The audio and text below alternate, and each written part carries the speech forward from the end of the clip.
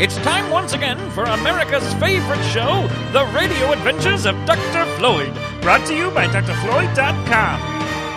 We begin this episode shortly after an amazing adventure occurred shortly after the last episode, in which Dr. Floyd, his young protege Dr. Grant, and their faithful robot companion Chips found themselves stuck between episodes. Wow, what an amazing adventure. Too bad our listeners will never know what happened between those episodes, or tweenies, as I like to call them. Do you suppose we'll have an actual episode this week, Dr. Floyd, or should I brace myself for another tweenie? That all depends on what shenanigans Dr. Steve has conjured up this time. And with that delicate segue, we find the evil Dr. Steve and his sock-shaped assistant Fidgert roaring through the time and space stream, conjuring up their next diabolical scheme.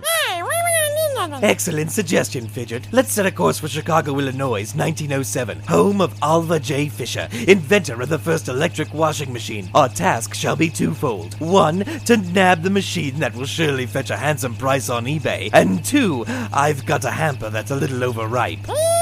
Meanwhile, back with our trusty heroes, Dr. Floyd, our faithful robot companion Chips, has discovered a glitch on the radar scanner. Dr. Grant, that's not the radar scanner. You're looking into the window of our clothes dryer. Oh, that's a relief. For a minute there, I thought my shorts were caught in the Mutara Nebula. Hokey smokes! Chips tells us that Dr. Steve has once again leapt back in time to 1907. We must skedaddle. Can't. We've got another 20 minutes on the dryer. Liberty gibbet, I hate how that appliance always saps all our power. Oh well, I guess we'll have to wait. Move over, Dr. Grant. Let's see if your shorts make it out alive. While our heroes ponder over soggy undergarments, Dr. Steve and Fidgert zip to the year 1907 and safely arrive in Chicago, that toddling town. Hello, I'm Dr. Steve, and this is my sock-shaped assistant Fidgert. Who are you? I'm Alva J. Fisher, inventor of the first electric washing machine. That's what I thought. May we come in? Of course. You'll find Thor in the corner. That's what I named the first electric washing machine, you know. And what a handsome devil he is. May we borrow it for a while? Borrow? Aren't you the boys I sent for? Excuse me? The dang blasted thing is on the fritz, so I called for the first electric washing machine repairmen. They were to arrive somewhere between 8 a.m. and 9 p.m. last Wednesday. You're not the fellas? Why, no. But tell me, why can't you fix the thing yourself? My ruthless competitors bought the rights to the repairman. Curse those chuckleheads at Maytag. Laundry can be such a dirty business. Can you imagine what it's like to deal with an arch nemesis? I have an inkling.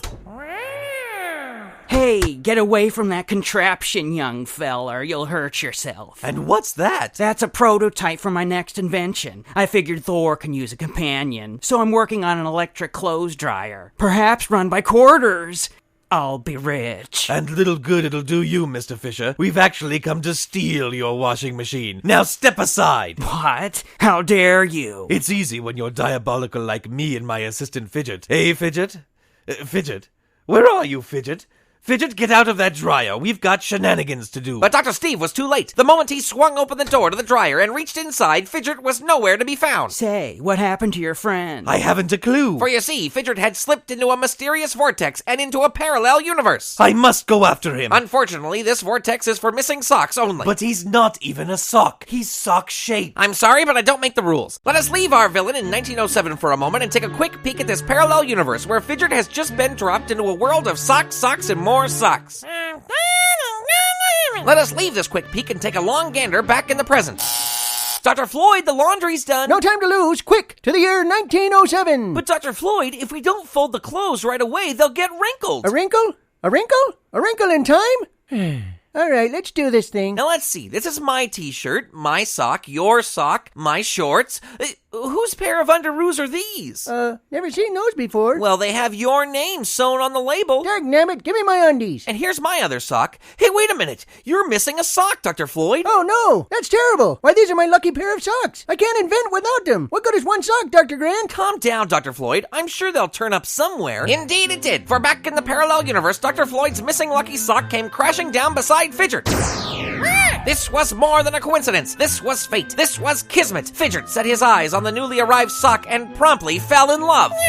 Let us leave all these quick peeks and long glances and head back to 1907 with Dr. Steve and go into a blank stare. I'm sorry, Mr. Fisher. I'll have to put my shenanigans on hold. I feel strangely lost and alone. Is it because you realize you can't live without your friend? Look, don't psychoanalyze me, Buster. I'm sure it was something I ate. And with one hand in the air and another on his hip, Dr. Steve exits in a delightful shuffle and cartwheels into the hull of his ship. Show off. Oh, Fidget, where could you be?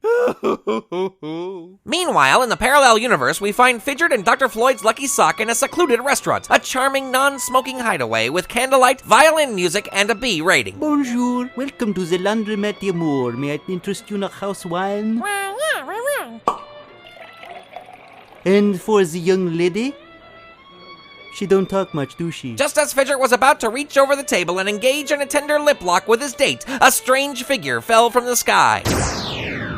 Oof! Darn your socks. Why, it was Dr. Steve, who managed to fool the vortex and slip through dressed as a giant argyle. Fidget, caught you red-handed, and to think I gave you the best years of my life. And at that very moment, a second figure fell from the sky. It was Dr. Floyd and Dr. Grant, who obviously had the same idea, as they were dressed as a pair of tights, one in each leg. Aha, my lucky sock, at last. Dr. Floyd, Dr. Grant, we meet again, and under unfortunate circumstances, it seems our significant others are having an affair. Nonsense, Dr. Steve. Dr. Grant, hook me up to the garter and let's get out of here. No, Dr. Floyd, leave them be. They're in love. You keep out of this. Come on, Fidget. No, we were going to be married. Don't be a fool. That thing you're with has seen the sweaty underside of my arch.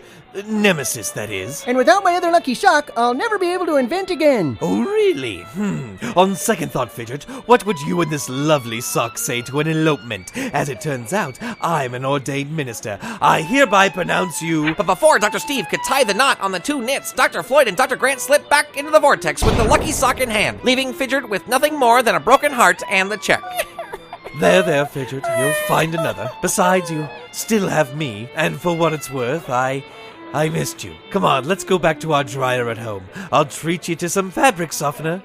And as Dr. Steve and Fidgert exit the parallel universe through the vortex, Dr. Steve paused, looked into the sky, and with a fist raised in the air, said, I'll get you in the next episode, Dr. Floyd. And if not, then perhaps in the next tweenie. Tune in next time for more radio adventures of Dr. Floyd. This episode of the Radio Adventures of Dr. Floyd is brought to you by ActionFigureRacks.com. What do you collect?